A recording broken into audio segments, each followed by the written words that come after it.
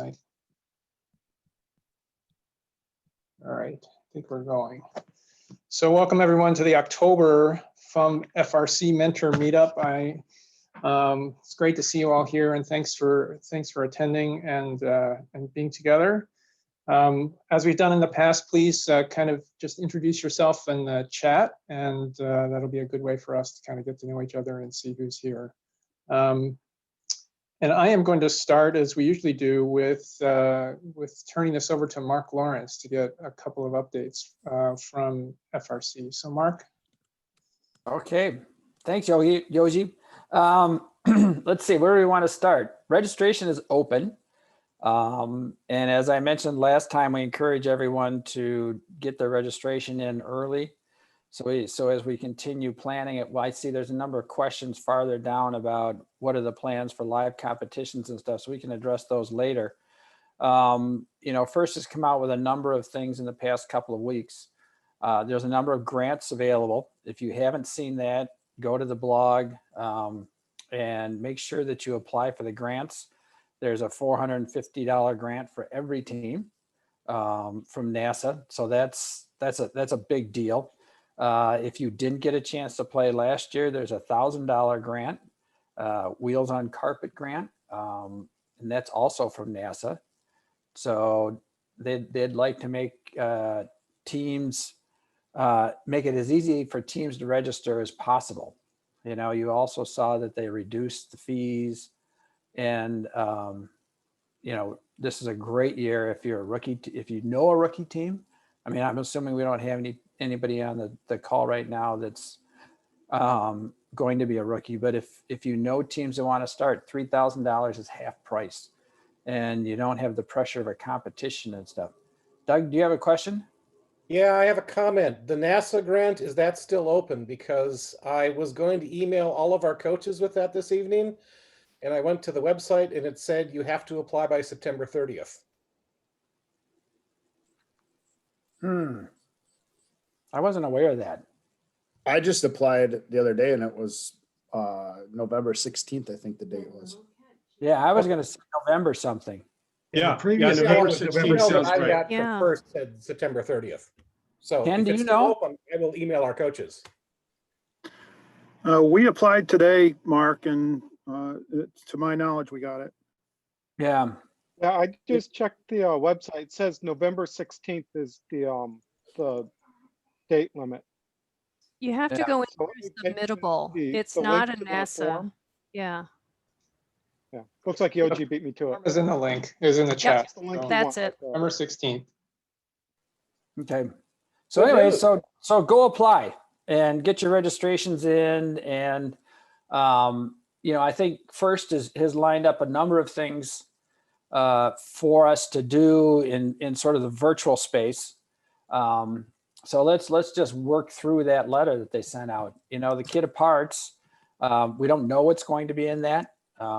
It will be shipped individually to each team, so we won't be congregating as groups. You know, I don't know, a lot of you aren't from Minneapolis, but you know, we typically have about 95 to 100 teams at Northrop, and that won't be happening this year. And I know up in Duluth, you typically have 25 teams or something of that nature. And, you know, other places around the state have a number of teams. So those won't be meeting. And I'm not sure what will be in the kit of parts. I think anything on the mechanical kind of side of it will end up being in first choice, which is the next thing that's changed quite a bit. First choice doesn't actually open for priority until kickoff. And, you know, then it stays open. You know, you get the first round like usual, and then the second round, whatever's left and however many points you have left, goes all the way till June. So you can see they've really pushed it out quite a bit. It will be interesting to see what's actually in it this go around. Awards, you know, there's been a lot of changes in the awards. They just came out with some new Dean's List criteria. There's new chairman's criteria. Woody Flowers hasn't really changed. But for those three, probably the biggest change is they're gonna distribute them geographically, and we don't know what that means right now. So, the districts will do their thing and the regions will do their thing. And we're not sure what a region will look like, given the fact that they have no plans right now for a competition. So what we traditionally do at a regional event isn't going to happen this year. So I think a lot of it will depend on how many teams register for for the season. And then they'll do some sort of geographic boundary and divide teams up like that to give out those awards. In addition, there are challenges. The first one's a game design challenge. And I know every year, lots of people go, why'd they do that? How come they didn't do it this way? What are those points worth? And here's an opportunity for teams to actually get their feet wet and try and design a game. And there are a number of awards around it. And you can read about those online. I think that's a pretty exciting thing for students to get involved with, because it's easy to be a critic. It's really hard to start from scratch and to write a game. So that's a good one. Then there's Infinite Recharge at Home, which is a skills competition. And I think that it'll be interesting to see what they do for the actual competition, how they're going to judge it, what skills they're going to ask you to do.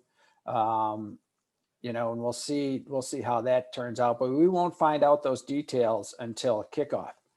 And then finally is the Innovation Challenge. That, as you know, has been a Lego program for a long time, and now they're going to involve FTC and FRC in that program. That's also an interesting challenge because it gets into things like intellectual property. The idea behind that is that you're creating something that's patentable and really goes a long ways to solving a particular problem. So the criteria around that will be also interesting to see how they're going to judge that as a challenge. So that's pretty much it right now. We can dig into postseason, preseason, and all that kind of stuff kind of as we go through the questions. But that's sort of the update. Thank you, Mark. Questions for Mark? I'll look at the chat. All right. Lori, I don't know if you want to go over team registration issues at all quickly. Yeah, you got to register. And what's interesting about team registration is that it is on the dashboard, but it's in two different parts. So on the right-hand side of your dashboard is where you're going to actually register your team, quote, for an event.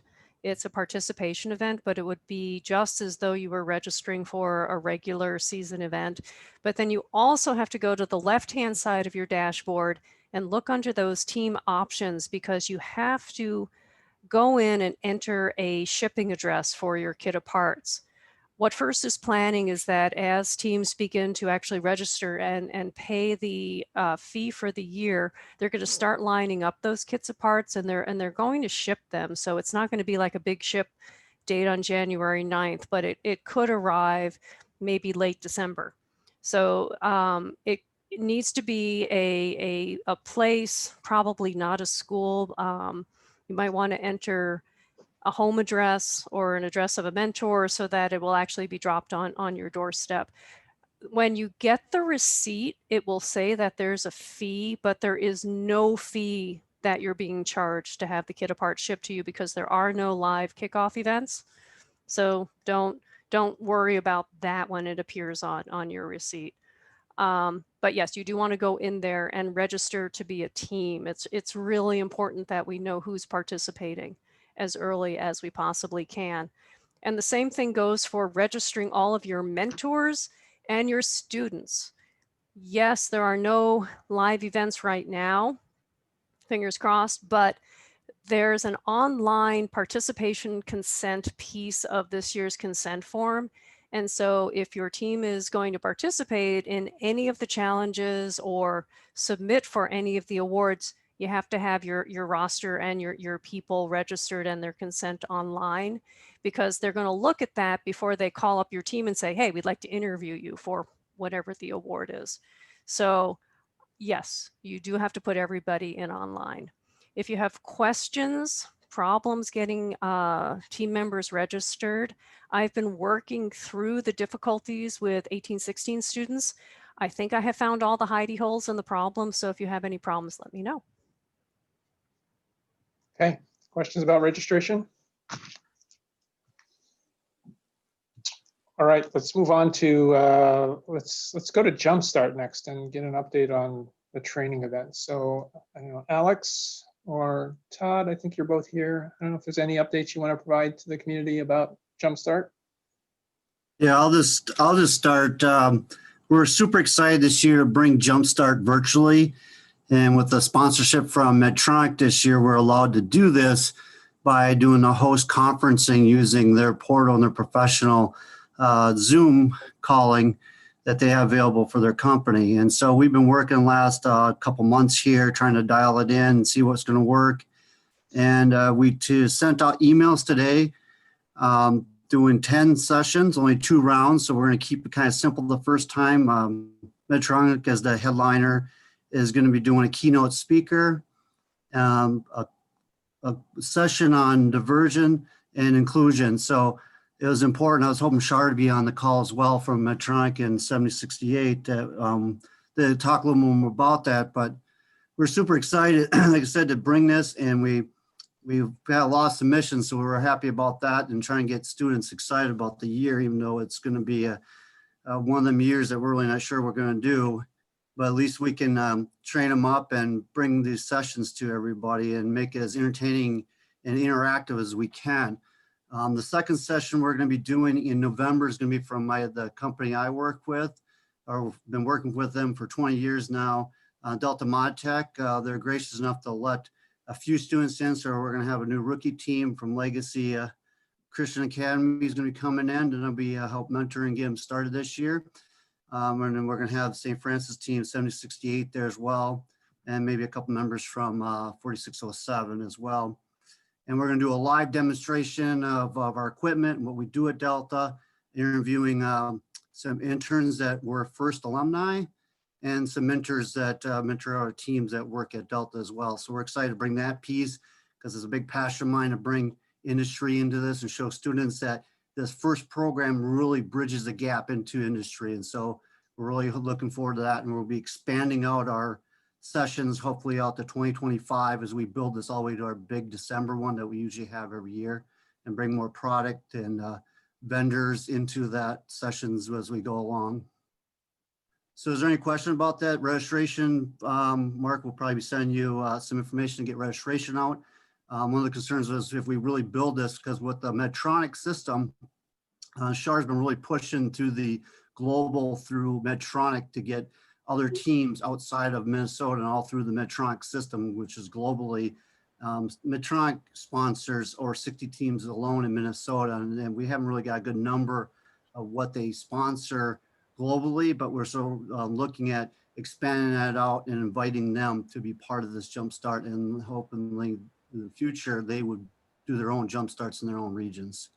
So that's a little where we're going. Todd, I'm gonna jump in. Just so that people are aware, we had over 40 applicants just for the abstracts this round alone. Typically, well, that's a lot higher than we expected, I'll be honest with you. But we're gonna take those that didn't get in this round, and they'll be also plugged in November 14th and also December 5th. So that way, everybody that did apply will get a shot to present. We're also looking to add more spots as we get further to closer to 1114 and 12.5. So correct. Great. Alex, Todd, any questions for Alex or Todd? All right, I guess look for the sign up information coming soon to an email inbox near you. So thank you both, really appreciate it. Let's move on to COVID-19 meeting plans. And the question in the Google Doc was, what is everyone doing to meet safely this fall and during the season in January through March? I'm going to include in the chat the link to the First in the Upper Midwest page that has a couple of COVID-19 safety plans from a couple of teams, but maybe we should open this up for some discussion about this issue and sort of how this is going as this academic year kind of rolls along.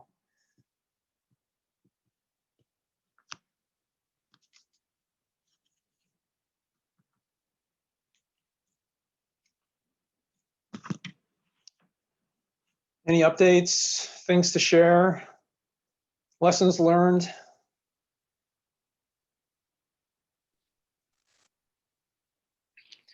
Hi there, this is Pete. I'm at Waconia. Just had my very first meeting with the activities director. Before that, it was don't do a thing, wait. So the meeting today, a couple days ago, was I need to put a plan in place. It looks like we are going to meet, not yet. So we've got to have a plan in place and have all of the students be very responsible. The common meals have gone away. That won't happen. We'll probably have numbers a little bit smaller on purpose this year. We might cap the amount of people that can be part of it.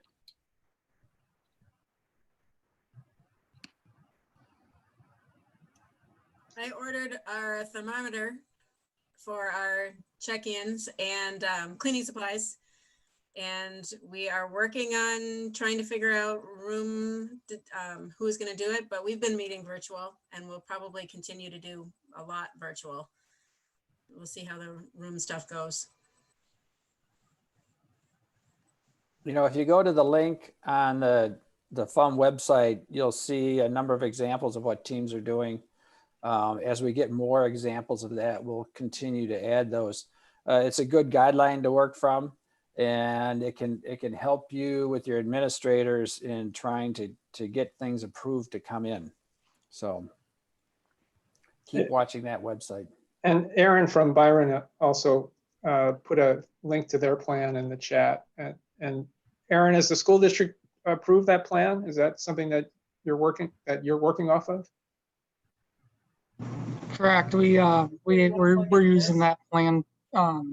We kind of came it up with myself and our assistant coach that does FRC or FTC kind of came up with that there. So and then we sent it to our superintendent, and then our athletic director had to look at it too before we could meet and stuff. Okay, great, thank you. Aaron, is that a plan that we can post on the FUM website for others to have access to? Okay, thank you. John, you got that?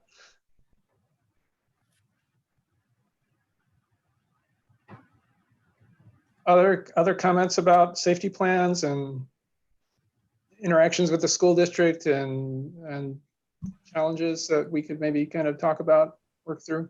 Gee, there was a question about cleaning electronics. It's something that I had questioned. Does anybody have like what they're doing with their electronics? Do they have? So maybe I'll turn that over to Charles, because I think there is something on the FUM website about that Charles posted. Charles? Yeah, I basically took a lot of, I guess for clarity, I work at Ecolab, which is a place that does a lot of cleaning all the time. That's kind of our main thing. So we did have some good guidelines through our company. So I essentially adopted that and then looked at a couple other CDC documents, and I combined that all together to a document that I sent to Lori, and it's in that COVID-19 safety page in the FUM website. So if you want more information, definitely that's a good place to go for that. The CDC also has a lot of just great electronics guidance. Essentially just don't soak electronics in your chemistries, and make sure it's fully dried off and things like that. So those are the big things. More details on the document, of course. Good, thank you. Yep. Has anyone had any experience with contact tracing for teams that have been perhaps able to meet in person? Have you had any experiences with that at all? Or if you've had to? Yep, this is Team Dave from Team 2220. We've been meeting virtually on Tuesdays and Thursdays, and then on we've gone through and submitted our proposals to the district. We had to do that for the summer as well as for the fall. So they're sort of all the normal social distancing guidelines. On Thursdays, we have been having just a small set of mechanical students and mentors meet to actually work on the robot. We try to meet in it's the Commons in Egan, which is the big open space, with basically just 2 mentors and a handful of students. So we're trying to keep the numbers down. We still meet virtually so we can actually see the work that's being done. We have the programmers working remotely. We have it set up so that they can actually do desktop sharing onto the desktop that's connecting with the robot, so we can program the robot remotely. That's been working very well. We've actually had a lot more interest in programming this year. A lot of parents are still very concerned about having their students there in person. So, but overall, it's actually been pretty good. We've had a good success getting students engaged. I've actually been surprised at how engaged the students are, actually both remotely and in person. Good. Thanks, Dave. Other comments? Yeah, I guess I can make a couple comments. It's great hearing all the success stories on all these teams and how they're remotely meeting and kind of getting along or has some plans. Our team has historically been under supported or not supported by a district. We're kind of in that situation right now. Lori posted a question in the chat just a little bit ago I'll try to touch base on. But we're still nimble if we're even going to have a team this year, if we're going to be able to meet or not. Last year, the school did finally hire a coach. This year, they're being very tight-lipped if they're going to continue to pay that coach or not. So that's one of the struggles we're dealing with right now. So kind of question with the grants. Do we apply for the grants even if we don't believe we're going to have a team? When is the registration deadline? I'm currently not the head coach anymore, so I don't have access to a lot of those blog posts or those web pages. Corey, the deadline for the applications isn't until November, so you have some time to work with. Okay. Is there a registration deadline? I don't think, is there, Laurie, for team registration? I'm not sure about I think the sort of the end date is January 21st is when you have to be paid up so you can be part of the virtual kits in First Choice. So you won't get a kit in the beginning of January if you're not paid up, and you won't be able to participate in First Choice. So they're pretty fluid with registration this year, but you're still gonna want to do it so we can plan, to have you part of the program if we end up doing competitions. So my gut kind of says register with First, apply for those grants. I mean, if you get most of it paid for and we only have to kick in a few $100s, then kick those few $100s in, no matter if you have 2 students or virtually almost no students, is where we're kind of sitting at right now. I think in 2 weeks, our school is going all distant learning. So we're like, well, that pretty much eliminates any possibility of doing meeting in person as well. Okay, good. So again, if you have a safety plan that you would be willing to share and have posted on the FUM website, just let us know. Contact John Stratus or put a link in the chat. We'll figure out a way to kind of get that up online. That would really be helpful. Maybe we can turn now to the hub practice fields, because that was part of this question as well, about whether they're available for virtual challenges. And there was another question about how the hubs in general are doing and who's got fields kind of up and running. So I know we talked about this a little bit last time, and maybe I'll ask Doug again to kind of, if there's any update from what's going on with the Arrowhead Coalition field. Not too much to update. We are available. Again, we have cleaning procedures, 1 team at a time, very restricted number of students. Everyone must wear masks. We did actually have an inquiry from an FTC team hoping to be able to come and use our site for a meeting. We're excited to be able to provide that. other than that, the field is up and we're hoping to be able to use it. Okay, great. Others, I don't know, Aaron, you probably maybe could update us on what's going on in Byron.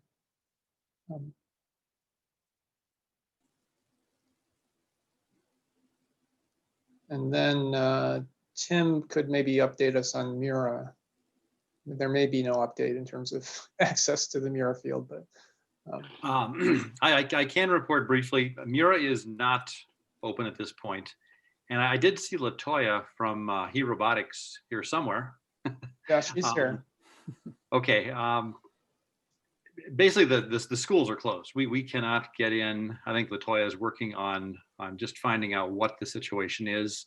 One thing we do have going is the FTC perimeter that we have at Mura and the game pieces that we were going to buy for this year and are buying are going to be at an offsite location that is not associated with the schools.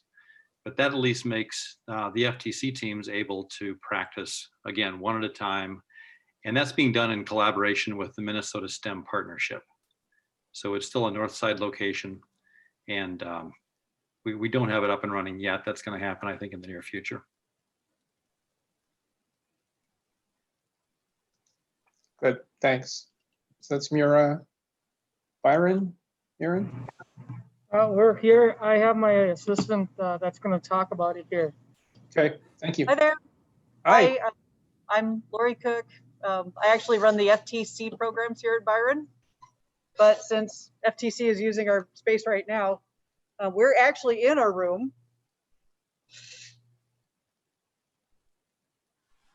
And this is the big room where the field will go, or half field. Our classroom is actually getting lights installed starting Monday. So Byron kind of.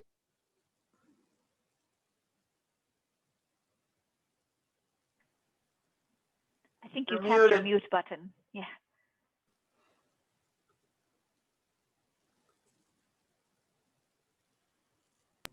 Hey, there you go. Hi, my name is Lori Cook. Nice to meet you.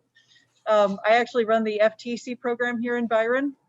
And so what I just showed you is the kind of the big room where Byron will have an FRC half field, as well as our shop equipment. So we should have full, rapid prototyping and fabricating shop right here in the same space.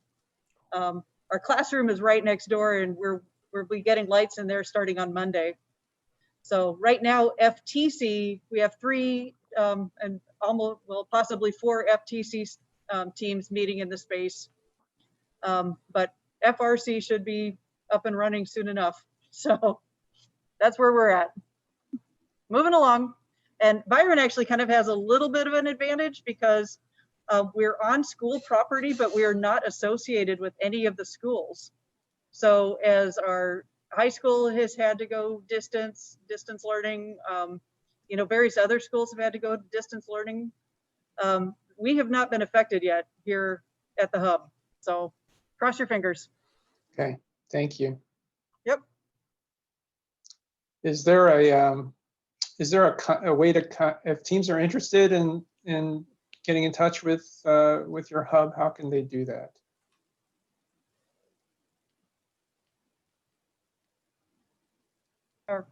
So you can actually contact Aaron Nepstad. So his email and stuff like that are I think pretty widely shared right now. So right now I'm kind of the lead contact for a lot of the FTC teams that are making inquiries. And so I field those questions, he fields the FRC questions. Perfect, thank you. Yep. Thank you, Aaron. Thank you, Lori. All right, any other hub updates? I actually don't know what's going on in St. Paul. I have not heard recently. And if anyone wants to Alex contact, would be the other one.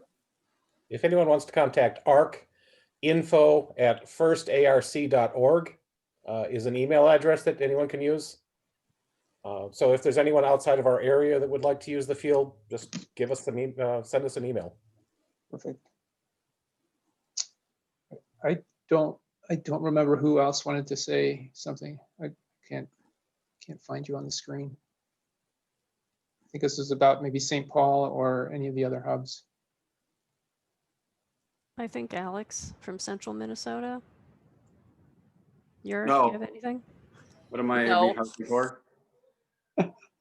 Sorry, I wasn't paying attention for a moment there. Any update on the Central Minnesota hub? Oh yeah, the beautiful field still set up in the nice boxes that they were sent in. We're waiting for our space to open up, but yeah, we know the story how that goes.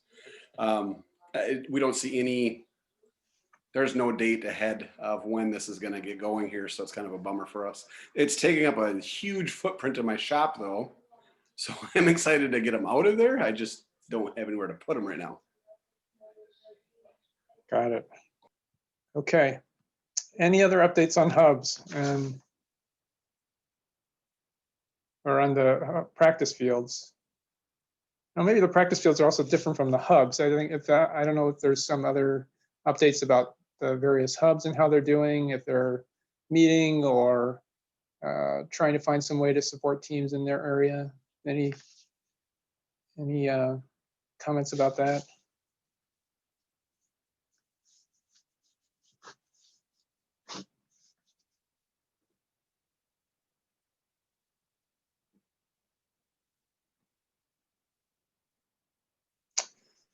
Okay, then let's go on to a couple other questions here. So there was a question about, I think some of you who are on social media have probably seen that some districts are kind of still working on trying to secure venues for potential in-person competitions.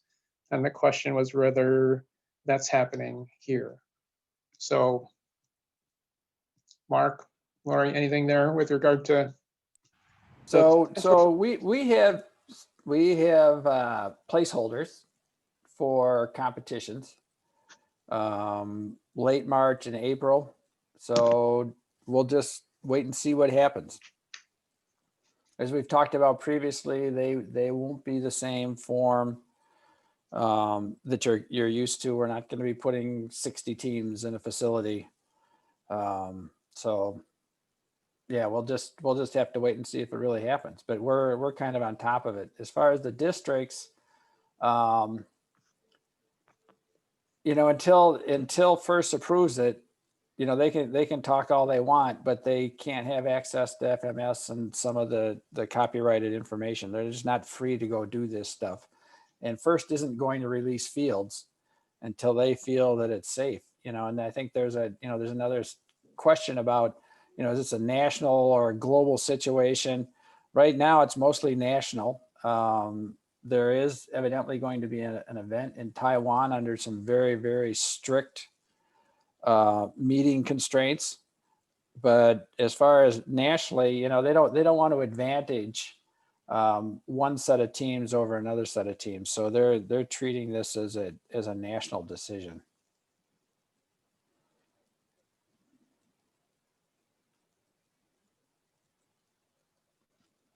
Okay, good. I have a question. You have those dates. Is it just if the FIRST allows it, or would we go and do kind of like off-season events with those dates? We won't have a field. So, so that kind of precludes having events. But if we could use like the fields that we had for week zeros last year that aren't typical fields, would that still be an option? We would not put it in the venues because that we have placeholders on, because FIRST owns those contracts. Got it.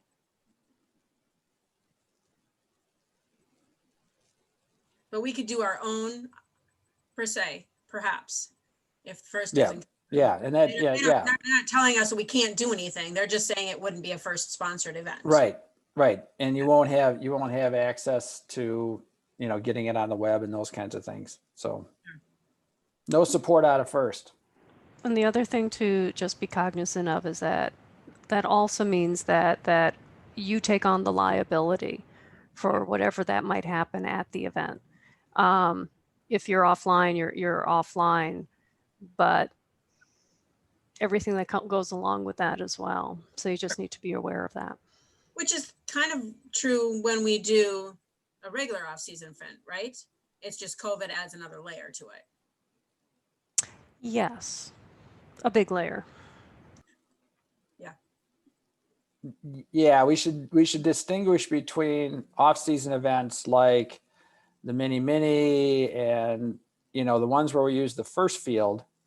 You know, we actually have to sign a contract with First as part of those events. They have to have a liability waiver that's, you know, has First as a second assignee for it. So there's a number of things that go on sort of behind the scenes that we don't do for week 0 events. So those are really two different things.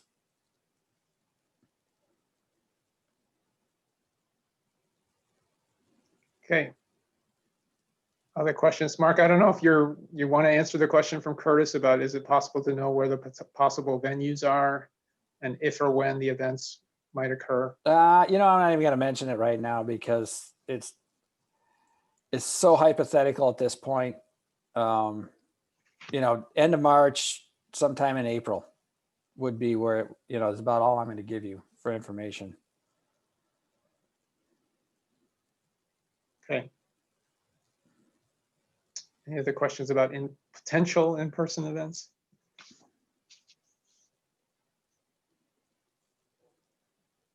All right, then let's move on to, and this actually is probably relevant to what was just posted in the chat about the high school league. And if anything has been addressed by the high school league about robotics. I don't recall anything at the recent board meetings about this. So is there any update from people who are more familiar with what's going on at NSHSL? No, you know, I really haven't had any contact with them regarding events. You know, they're totally reliant on our events happening for qualification purposes. So, you know, if we're not having events, then we can't qualify people. So then we can't have a tournament. You know, so we'll see what happens in March and April. You know, if things play out and we do have some events, I'm sure we can come up with a venue to host a state championship if they want to do that. So.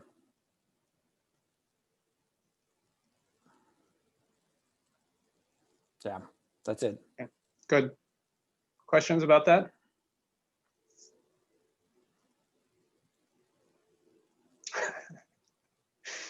Mark, I don't know if you want to go there, but they're asking for a little bit more specificity with regard to potential venues. So I'll jump in just because we have had to follow very strict guidelines from First that have set very strict driving rules. And yes, you'll be able to drive to the location. You do not need to take a bus, a train, a plane to get there. It is definitely within driving distance, and it should not pose a hardship to 99% of the teams that we're trying to serve. Definitely driving distance on a tank of gas.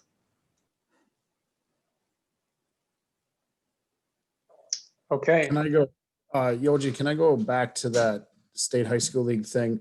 Are Yes. any other teams getting a response from their school that until the state high school league says anything, robotics cannot happen in their school? Because that's what I faced about 3 weeks ago yet. So that if the state high school league doesn't say anything, we can't hold anything right now. Cambridge is one of those schools we are not able to meet.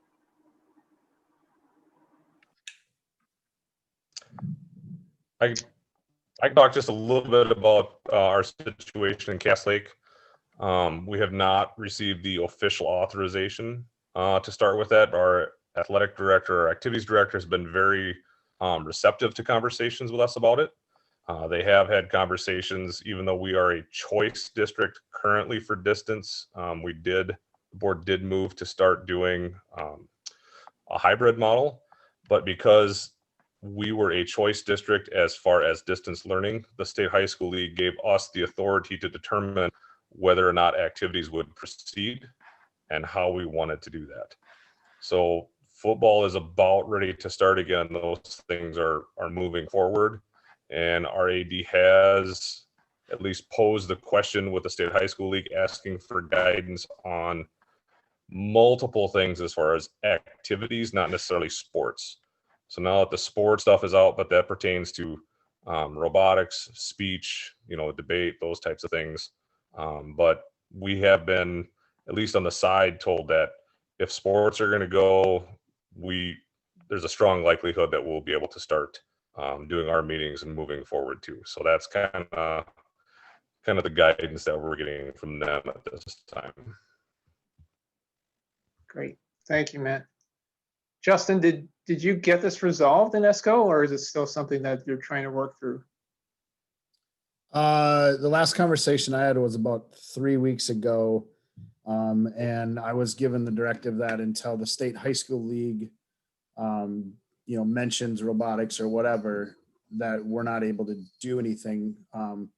But then I, came back and said, well, the State High School League just basically runs the state tournament. That's it. So possibly now that our school is opening up a little bit more, but then the county numbers today jumped big time. So hopefully going to get it resolved within the next week here, but I don't know for sure if I will.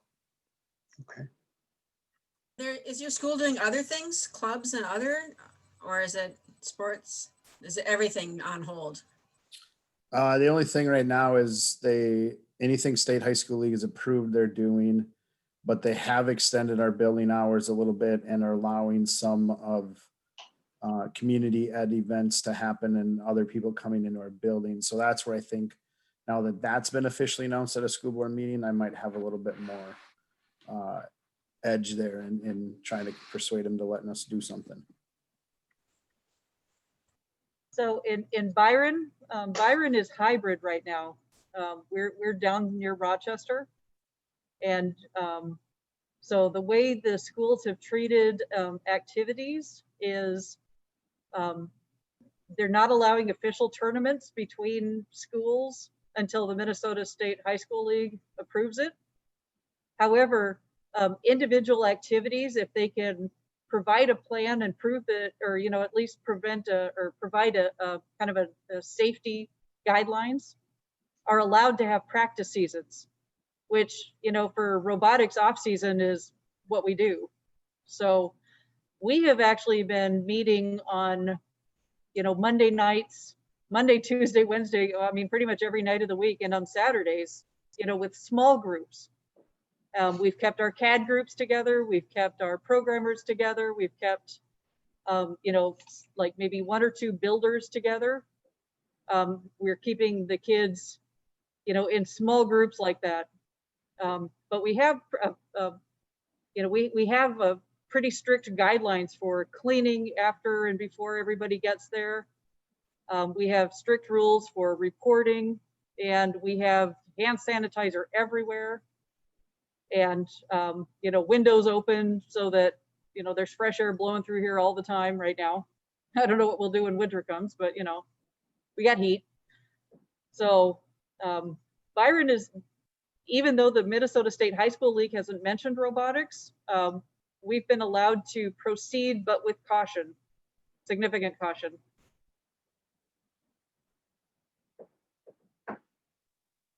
So in Bloomington, they haven't stopped us with anything to do with the Minnesota State High School League, but yesterday they came out with something that said volunteers are not considered essential, so therefore volunteers cannot go into the school, which kind of screws our entire robotics program.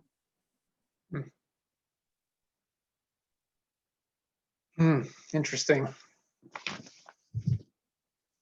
Seems like everybody's dealing with some unique sets of challenges here. So.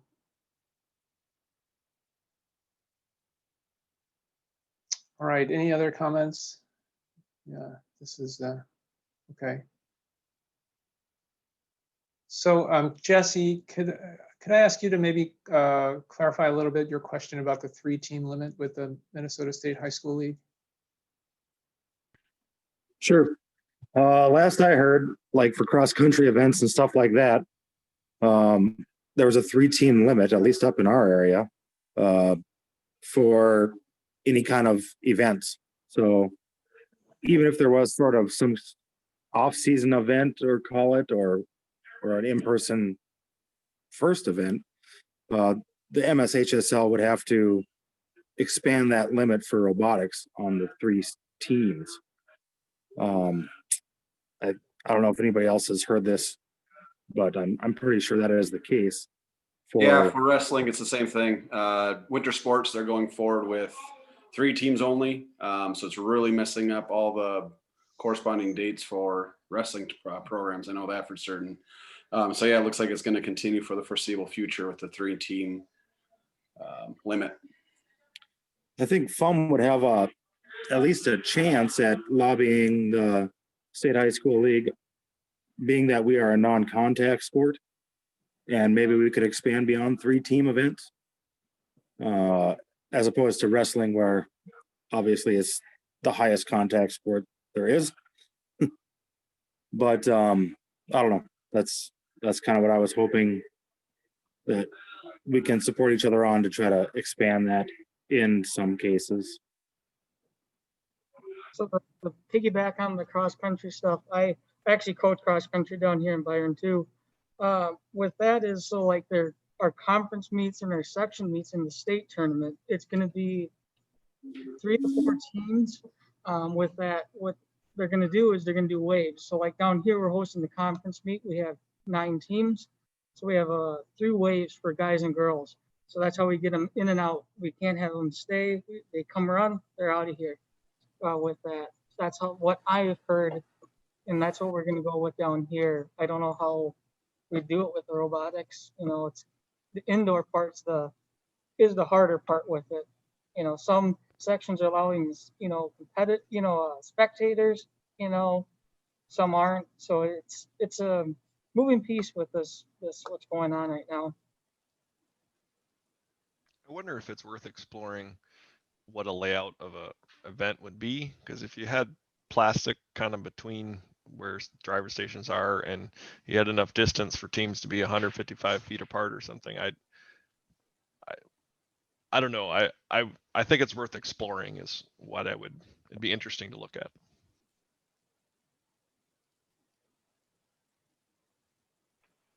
Yeah, I think the hard part is you wouldn't be able to have the rest of your team, like without the cheering section and stuff like that, right? I mean, like we can't have spectators anywhere else, and that's half the fun, you guys. It's just watching these kids explode.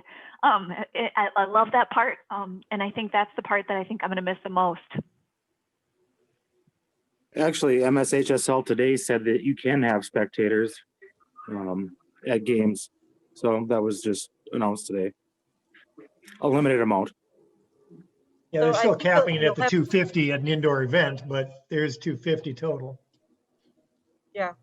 So I think you'll have actually better luck if you present the plan to them. Give it some thought. Think of how you can do it safely, and take that to your representatives, take that to your athletic directors or whatever. So.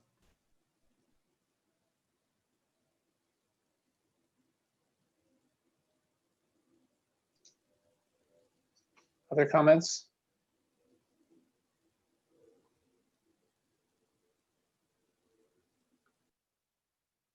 Hello? Can you hear me? Yes. Hi, Peter Harston, 3407. I have the fortune or misfortune of working in aerosol and tuning into a lot of conferences and meetings on COVID transmission. And, aerosol transmission is very real. And, 6 feet is just an arbitrary recommendation that somebody came up based on very old data. And I frankly, my biggest concern is not between teams, but among people on a team. How can you keep them properly socially distanced working on a robot? And I'll say, frankly, I'm hearing a lot of things that seem, very optimistic. And, I feel like there should be some, maybe more realistic planning, that this is likely not to be over until sometime next summer. And, you know, it seems like everybody wants to hang in limbo and hope. And, you know, of course, we would all like to see it. You know, our team is pretty small and doesn't get a lot of school support. So we're in the position of likely not fielding a team, or maybe trying to join our team with a sister team in the district. But I can't see a lot of room for optimism at this point. Thank you.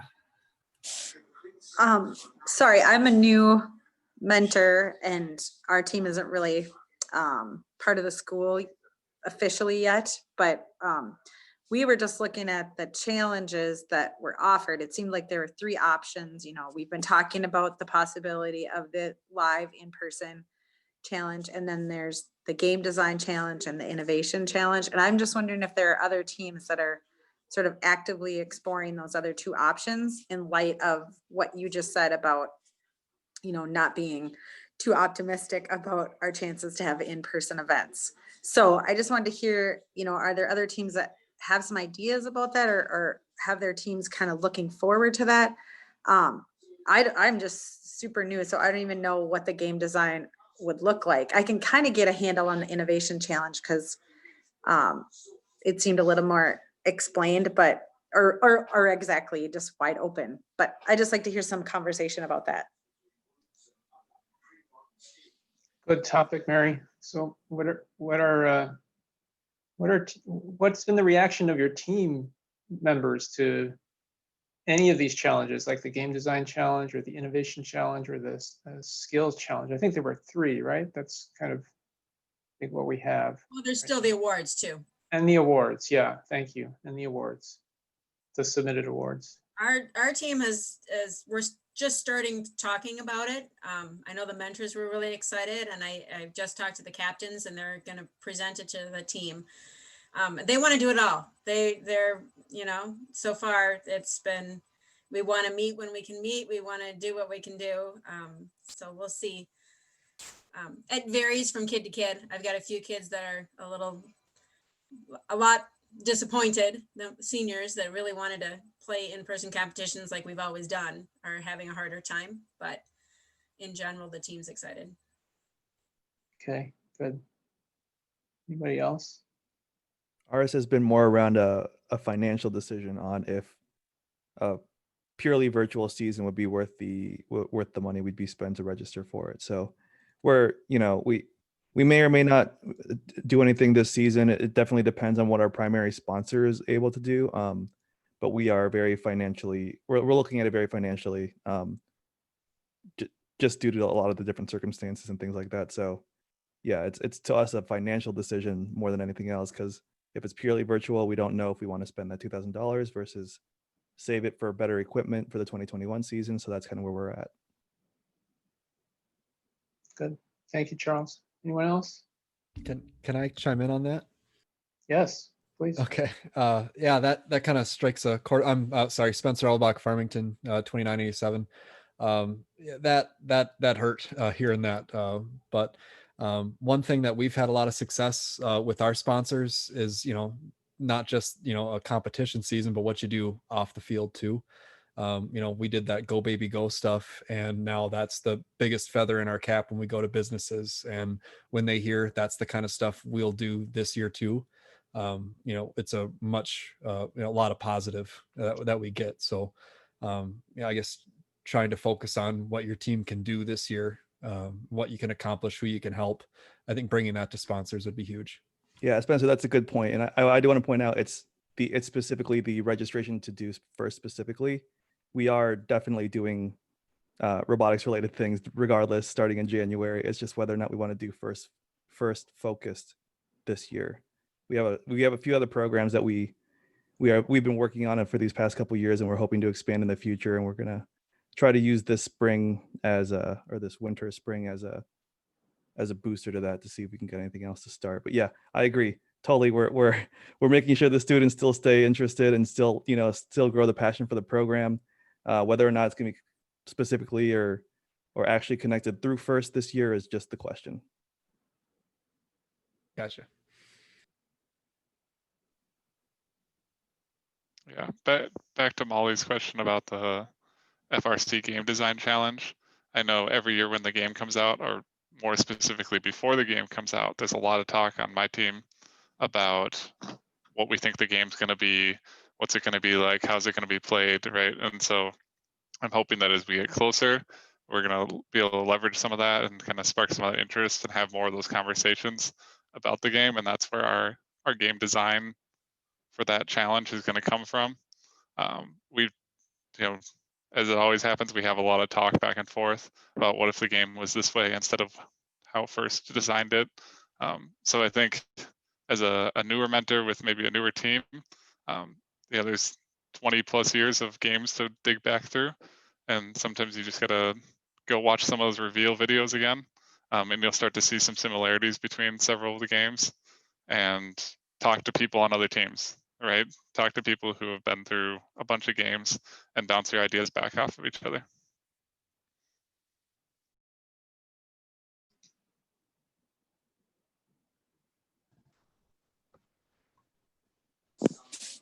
Do we think that the game design challenge would have a, like, I mean, I didn't have it memorized, but would there be a part where you would maybe make a 3D model, or could you do some building parts with it? Could you build some elements that would be part of your game design, or would it all just be sort of a virtual, like, kind of digital model? It specifically calls out looking for some of that. So there's several awards under it, and one of them is in the description at some point. I remember reading specifically about having physical things or having CAD models or whatnot. So I have it right in front of me. There's a designer award, a concept award, imagery award, creativity award, engineering design award, and a rookie design award. So they're trying to cover all bases on how you would actually submit the game and how complete you think it out. Is it robust enough to actually roll it into a competition, or are there just certain elements of it that you spend a good deal of time on to hone out and sort of perfect for your submission? So it'll be interesting to see how that plays out during the year. As you get into the design, what parts of those you want to go after, and we'll get a lot more detail on that at kickoff, I'm sure.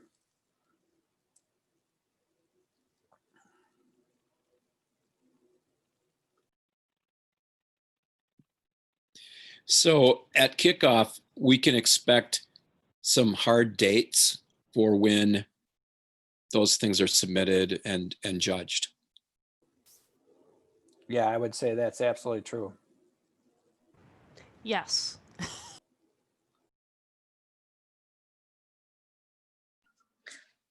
For the innovation challenge, do you think that using the robot in some way to try to solve a problem that the kids define, could that be part of the innovation challenge? Because I just know that the kids that I have, they said they wanted to build something.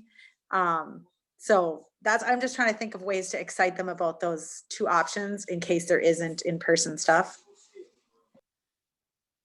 Yeah, I think for my team, the way we look at the innovation challenge is it's a from scratch new thing, but we intend to build, iterate, try, prototype, build something physical with some programming behind it. Maybe it's an all digital solution that's an app or something, but really build something, iterate on it, try it over and over and over, and present something that is functional in some way as our innovation.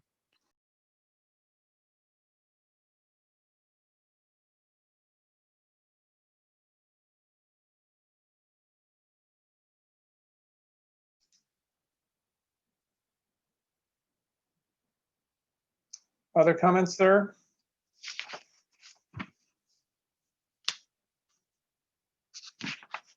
I think, I skipped over this one question, which I think is relevant to our discussion, which is like, how are teams keeping the inspiration going in the work that they're tackling this fall and winter? So obviously these challenges are one aspect of that, but I think there was some discussion in the chat about how virtual meetings are being used. to keep the teams engaged.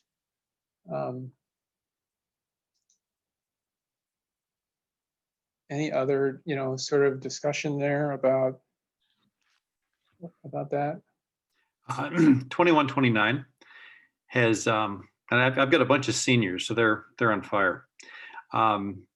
We've asked sponsors, some professionals from other companies to do presentations for us. So we actually stay in touch with the business community and the professional community.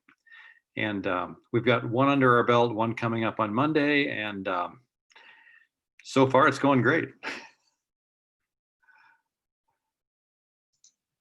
Can you say more, Tim, about what's going great? How is it going great? What's happening there? We had some loose ends. The season ended pretty abruptly. So I mean the team, they're working on the business plan. We've got a sponsorship pack they're working on tonight. A lot of marketing materials have gotten updated. We have these virtual professional visits going on. And the other thing that they're just getting going on is challenge packets for like FLL kids, where you put together a challenge that gets sent out and presumably comes back. I mean, it kind of reminds me of Fermi Math when my kids were young. That was, I think I had more fun than my kid did, but we both had a good time. So yeah, they're trying to put together challenges that can be sent out to elementary school kids, retrieved, and then the best challenge, best solutions publicized, so that everybody sees some of the cool things that came out of other people's heads. So that's kind of the net of it. Great, thank you. Anybody else want to comment on what their team is doing? Or we heard from Spencer, there's going to be some more Go Baby Go work, it looks like, with Rogue in 2987, which is great. Are there other ideas, things you're thinking about? This is Cheyenne from Cloquet 7797. We're a new team, and I just met with my 3 captains today, and they're juniors. They are totally on fire. They're super excited about all of the online things. They're creating this checklist of if we can get into the shop, making sure everyone knows how to use every piece of equipment, and making training videos, really building a library. And they really want to do some community outreach because we haven't done that yet. And the community virtually and in collaboration with the library. And so they have some really great ideas. So I'm excited to get us kind of up and rolling. Our athletic director has given us the okay as long as we have a COVID plan, and we just copied one of the volleyball team's COVID plan and made sure it was in line with FIRST, and they said okay. So we're blessed to be able to do that. Our inclusivity is just making sure that every meeting is available virtually as well as people go in and out of quarantine, or just the safety manner of it, just making sure that we are keeping those distances, having multiple classrooms for different meeting spaces and stuff. Great. I'll add one more thing. I do think if you're a team that has always felt like, man, if we only had time to, help our structure be a little bit more in tune, or if we had a better team cohesion for one reason or another, we don't have the right documentation, and you're sitting around right now without too many other activities to do, now is a good time to make sure your team structure and your team culture is where it needs to be. And I know Yoji, you'll probably touch on it in the future with team culture and diversity and things like that. So now is a good time to get all your ducks in a row and really do that planning phase that a lot of teams always, seems to be a seasonal thing. We're like, oh, we just didn't have time to get all our ducks in a row, and we're kind of just going year by year without being as structured as we could be. So now could be a time for a lot of teams to just dig into your structure, make sure everything is set up properly for your team to survive, not just this year, but future years. Good, thank you, Charles. Other comments? If not, let's turn to the Coaches Association. And there was a request for some information about the status of the Coaches Association. And I'm not sure who put that in. Alex maybe can comment on that. No, I didn't put it in, but I'm trying to answer as best we can. The status of it, we still do the awards every year. When COVID hit, we turned the individual awards over to each team, and I've been answering questions from people all along since then. From what I understand, the team awards went out to the Coaches Association. They're supposed to send the plaques out. They usually do that early September. I'll have to check with John and see what's going on with that if they didn't get it, because I know we didn't get ours yet either. It's still based on awards. We have a website, but right now we really are looking for representatives, and I've contacted at least one person from every representative region. But I was made aware that we have to have open applications, which obviously makes sense for something like this. So the applications are available. I did put that website on there, and actually I can put it in the, what you would call it here right now. But yeah, for the most part, it's still up and running. But with everything else, we're kind of spinning our wheels. Hopefully we can get a few more people applying to get that going. I don't know what else to really say beyond that. It's until we fill all 8 of the positions for the regions. There's not much we can move forward with. So we do have plans. 2020, we're supposed to roll out the Hall of Fame. We're supposed to roll out Coaches Awards, but obviously that's been pushed back to at the earliest 2021, and I just don't see that happening until probably 2022. So any questions?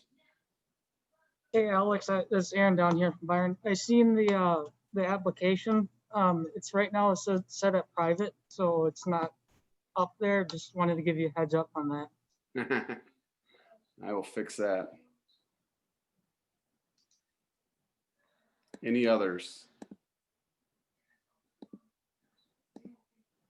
That's about all there is right now for the MRCA. So. Okay, thank you. Questions for Alex? All right, if there are not any other topics or discussion, otherwise I'm just going to kind of quickly go through the announcements that were in the Google Doc. But what else do people want to talk about or have concerns about or would like to discuss?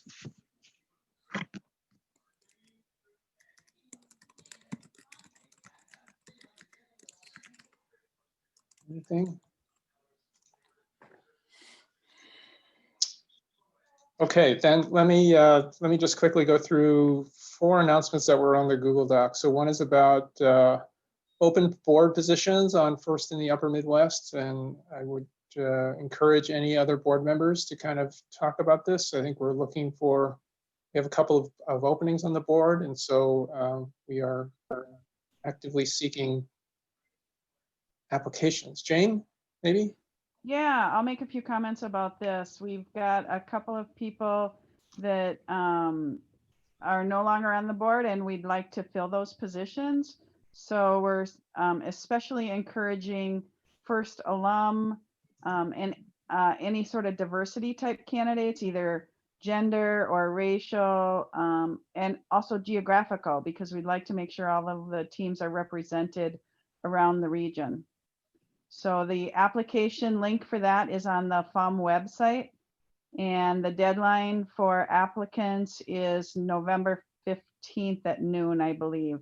So even if you're not interested, think about other candidates who may be good possibilities for those roles. We'd really like to see some good candidates come in on this next round. Okay, great. Comments, questions for Jane? All right, next announcement was from Rogue. Spencer, do you want to say anything more about Go Baby Go and whether other teams are interested in getting involved with that? How could you help them? Sure. Yeah. So I guess if you're a new team or if you didn't hear about it, the Go Baby Go program is basically a community where you modify Power Wheels toys and adapt them to fit the needs of a physically disabled child. Some of the projects we took on were really big overhauls where you completely ripped the guts out, reprogrammed it and everything, and added a joystick and all that stuff. But that's kind of the far end of it. It can be as simple as, you know, harnesses, changing a foot pedal to a push button to make a chair go, where you're just rewiring something, or like I said, just a physical change. So I think kind of during this build season, if you're kind of missing that that opportunity to, you know, tear into something, build and problem solve, that kind of thing, I think this would be a really cool opportunity. And like I said, for as far as sponsors go and stuff, that's now kind of our big selling point versus, you know, help sponsor us so we can go try to win trophies. It's now help sponsor us because there's this little kid that's lives down the street who, you know, like can't go play with his siblings in the backyard because his wheelchair isn't outdoorsy. You know, now he can be in like I said, a Power Wheels toy that's accommodated to him. So like I said, it's great for the community and like outreach stuff and boosting your program and raising awareness to the stuff you're doing, and obviously changing the lives of little kids. So if you're interested, you know, contact me in that doc that we've got there. I've got my email in there too. So we've got our own website, team2987.com has a link to all the resources we have. Like I said, in Go Baby Go, it can branch to them as well. A lot of resources there available, and us to help too for support. Great. Thank you, Spencer. Yep. Any comments, questions for Spencer? Oh, Spencer, there is a question. Candace? You know? Yes, Spencer, I was wondering, how do you connect with the families in need? Yeah, good question. So if you have absolutely nowhere to start, physical therapists are a great resource. They might know of some families in your area.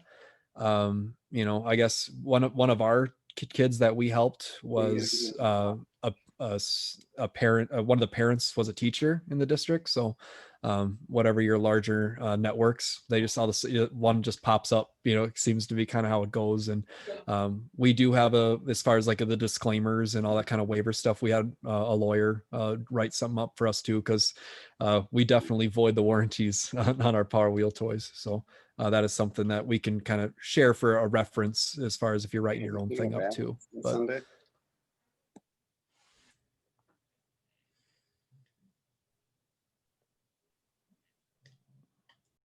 Spencer, what is usually the process of acquiring the Power Wheels or the device that's being modified? The kind of the family have something, or do you go and search for the donations to purchase the Power Wheel to make the special changes for it, or what are some of those acquisitions processes? Yep. So one kind of our big thing as far as liability and stuff too is to not charge for anything. You know, that's we definitely don't do any of these as kind of as a fundraiser or anything like that. So none of it's to the cost of the family. A lot of the families do want to help, and you know, these chairs can cost, you know, the Power Wheel toy can be a couple $100. Is probably your biggest investment. And like, so you might spend 100 or more depending on how, like I said, how crazy you get into the mod. And so one thing we've done is if the parents do want to help, you know, instead of paying us and us making a profit or something, if they want to buy the Power Wheel toy, a couple of ours have done that. That makes it a really affordable project. If not, we've helped a couple other teams where they did do a fundraiser where they said, this is the project, this is where we're going, this is our fundraising goal. It's a few $100s to do this. And local businesses have picked up those bills too. It's a pretty easy sell. And then other than that, just our general some stuff has just come out of our general fundraising for the season. Like when we go to businesses, companies that sponsor our team, we tell them some of your funding will go towards this. So that's kind of filled in the gaps. Great. Thank you. Anything else for Spencer? Okay. Next to last announcement. Actually, this is from me. So this is kind of a follow-up on Charles's comment about this being a potential opportunity to kind of work on team structure and team organization and team culture. I just do want to kind of just again let teams know that if you're interested in kind of working on defining team core values, we've been doing that kind of in person over the past couple of years, but we can do that now virtually. We have done that successfully with a team in Philadelphia as sort of a pilot, which worked really well. It takes about 1.5 hours to 2 hours to go through that exercise. And again, if you are interested, you should just basically contact me directly if you have any interest in doing that. And there is some information on the First Upper Midwest website, which I'll put in the chat if you want to know what that process is like, or how it's been received by other teams that have worked with us. So, so please consider that as well. That's an opportunity that's out there, can be done. This is probably a good time to kind of think about doing that, particularly if you're bringing in rookie team members onto your team or trying to do some recruiting as your team kind of changes over and begins to kind of form its core over the coming season. This is kind of a good initial kind of activity to kind of work on things like team structure and get kind of a buy-in on a common set of principles and values that will help your team kind of move forward successfully. So just want to let you know about that. And then I am going to turn over to Scott to talk about desk shields and the continuing work that 2052 is doing with PPE. Thanks, Yogi. So we were contacted by a speech therapist in our district who works with early childhood education. She wanted to know if we could do anything to help them with desk shields. They're preschool, and they didn't have any funds at all for any COVID stuff.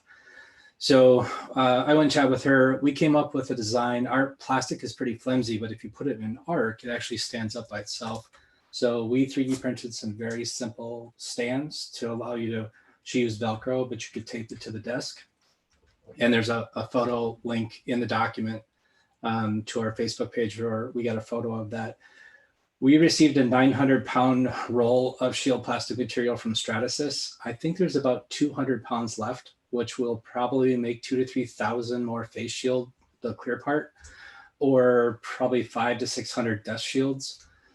I'd really like to get rid of that roll before Christmas. So if anyone is interested in getting plastic to make desk shields, if they're 3D printing face shields and the visor part and they need the clear part, we still have quite a bit of plastic left. If anyone needs plastic for any COVID related material, it is pretty flimsy. It's only 1.35 mil, but it does, if you make a frame for it, it can get pretty rigid.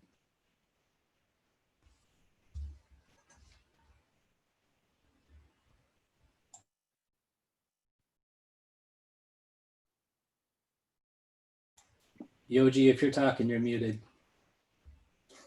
Sorry, Scott. How should teams get in touch with you if they have an interest? Oh, so you can, on our website, team2052.com, there's emails there for the COVID email. It comes to a couple different people. You can make a comment on Facebook looking for stuff. Lots of different ways you can get in touch with us. Okay, good. All right, thank you. Questions for Nightcrawler? All right, last chance to talk about something before we send you all off into the evening. What, any other topics, items for discussion? I'm going to throw Ryan Lindsay under the bus. He had an idea that it would be really cool maybe for the next meeting if there are specific topics that all of us mentors would like to do a deeper dive into, that we maybe set up a couple, 2, 3 breakout rooms and we can divide and conquer, that we may do a couple of breakout sessions. So to help Ryan out, because he then scurried away without topics, but I think that might be a really nifty idea, especially as we get into November and we can really do a deeper dive into particular areas that you as mentors really are grappling with or want some discussion about. So Ryan, we have now taken that under advisement. Yogi has made notes. He'll work on the technique of moving us in and out of these Zoom breakout rooms, which are interesting. We'll do that. No problem, we can handle that. We can handle it. We just need the topics, people, so don't be shy. Just the topics, but we can handle that. And thank you, Ryan. Love it. I think it's a great idea. Good. All right. Anything else? All right, our next meeting is going to be, we're kind of doing the second Thursday of each month. So Thursday, November 12th is going to be at 7 p.m. is going to be going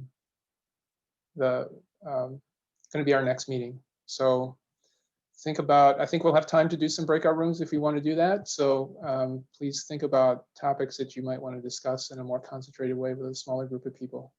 And we can get that set up, no problem. So.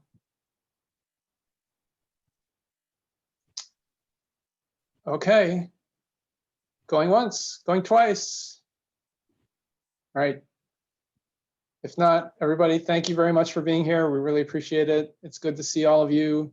Thank you again for your commitment to the program and your, most importantly, your commitment to these students. This is really important. We'll all get through this. There will be some really interesting and fun things for our students to do, even if they're not going to be in-person robotic events that we're kind of used to, and we can hopefully all look forward to the day when we'll be together again, kind of watching these kids do these amazing things with the robots that they've built. So so again, thanks for all of your work, and we will enjoy the month, enjoy the 75, 80-degree day that apparently is coming our way tomorrow, and we will see you all soon. And again, I'll get the recording of this with the link posted in that Google Doc. And again, if you want to just go in that Google Doc and identify some topics for next month, we can get that started now. So, but soon I'll set up a new doc that we can kind of work on for next month. Okay. All right. Thanks, everybody. Good night.